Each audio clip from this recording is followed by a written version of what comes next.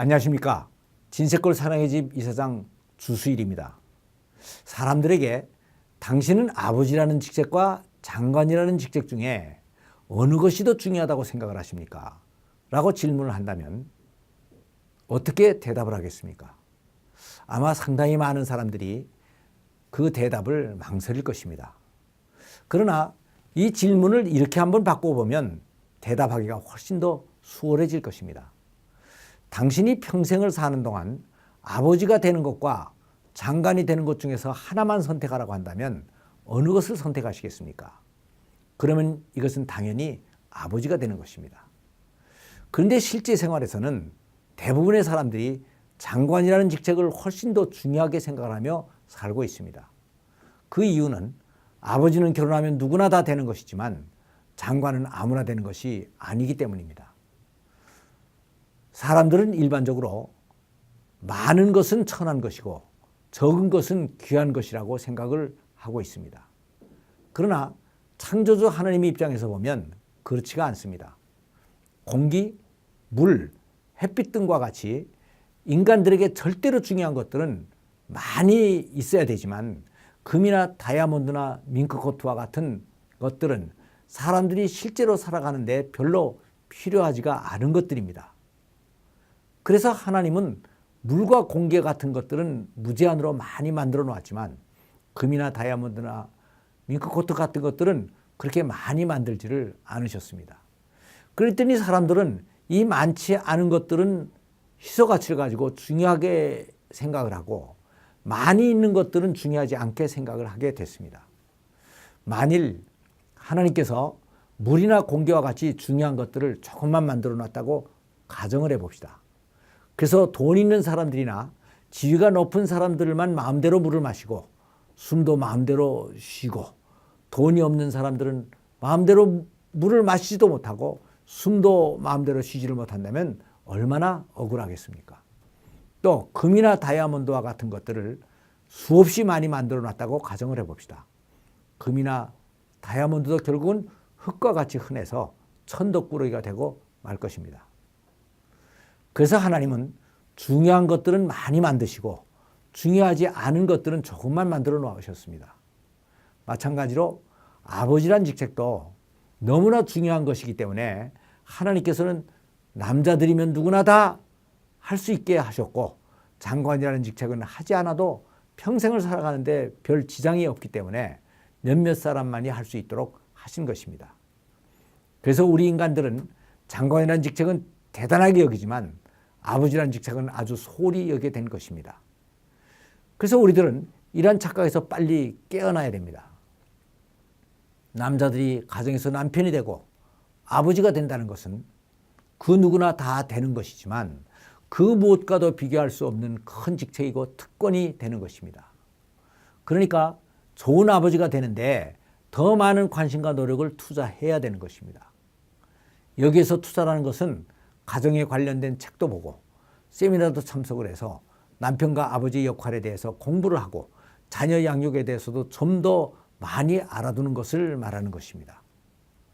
그런데 여기서 좋은 아버지가 되는 것은 좋은 남편이 되는 것으로 시작이 되는 것입니다.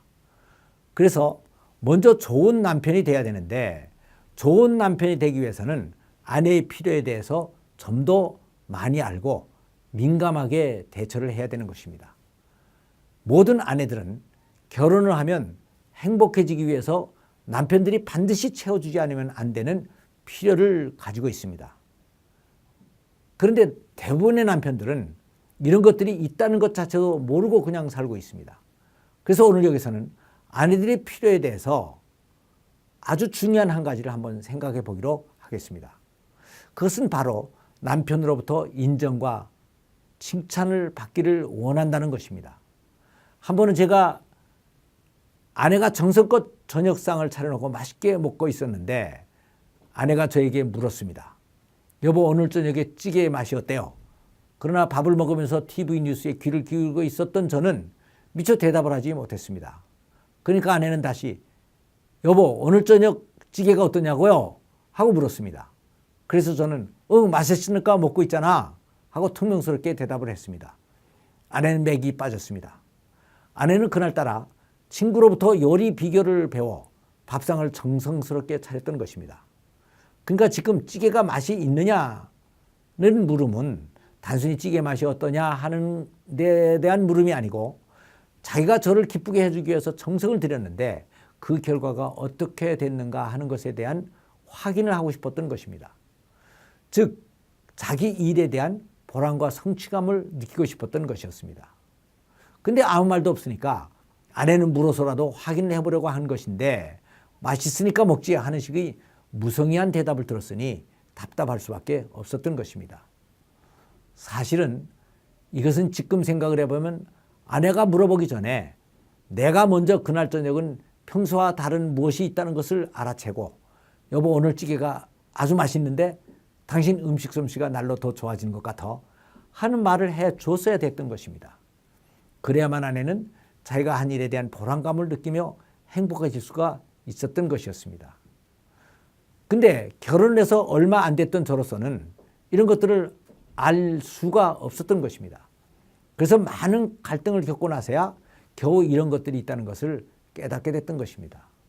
모든 아내들은 가정에서 음식을 하는 것은 여자들의 가장 중요한 책임이라고 생각을 하고 있습니다. 그러므로 아내들에게 있어서 음식 솜씨에 대해서 남편으로부터 인정과 칭찬을 받는다는 것은 큰 보람과 기쁨이 되는 것입니다. 그러니까 요리 솜씨가 있는 훌륭한 아내는 결국 남편이 만드는 것입니다. 옛날 우리나라의 경제가 어려울 때는 돈을 잘 벌어다 주는 남편이면 최고의 남편이라고 인정받을 수가 있었습니다. 그러나 국민소득이 2만 불이 된 오늘날에는 새끼밥은 누구나 다 먹이고 삽니다. 그러니까 이제 좋은 남편의 기준은 돈벌이만 잘하는 남편이 아니고 아내의 정신적인 필요들까지 자상하게 채워주는 그런 남편인 것입니다. 이제는 세상이 많이 변했고 좋은 남편이나 아버지의 기준도 많이 달라졌습니다. 21세기가 됐으면 남편들도 이 19세기의 사고방식을 벗어나서 21세기의 사고방식으로 다시 살아야 되고 자기 의식구조를 리모델링을 해야 되는 것입니다. 부부는 원래가 공동운명체로서 하나가 돼야 됩니다. 이 하나가 된다는 말은 이해관계와 기쁨과 슬픔을 같이 나눈다는 것을 말합니다. 즉 아내가 행복해져야 남편도 행복해질 수 있고 남편이 행복해져야 아내도 행복해질 수가 있다는 것입니다. 그러므로 남편들은 자신이 행복해지기 위해서라도 아내의 필요를 채워주어 아내를 행복하게 해주어야 되는 것입니다. 그러면 행복한 아내를 보면서 남편은 더 큰 보람감을 느끼고 이렇게 해서 행복해진 아내가 또 남편의 필요들을 더 자상하게 채워줌으로써 부부 모두가 같이 행복해질 수가 있는 것입니다. 이것이 바로 새 시대 21세기 남편들의 새로운 역할인 것입니다. 감사합니다.